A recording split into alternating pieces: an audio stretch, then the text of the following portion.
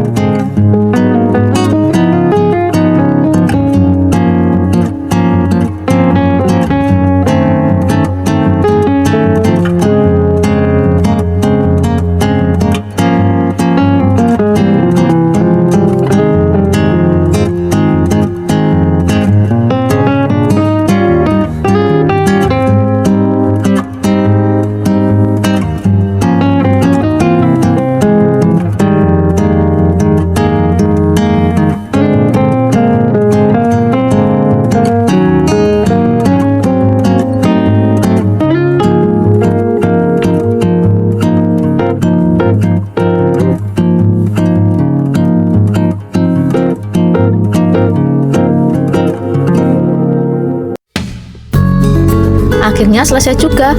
Siapa sangka toples selai bekas bisa berubah jadi secantik ini untuk lebaran. Kalau kamu suka DIY seperti ini, klik like dulu ya, dan subscribe supaya nggak ketinggalan ide kreatif berikutnya. Tulis juga di komentar DIY apa yang ingin kamu lihat selanjutnya.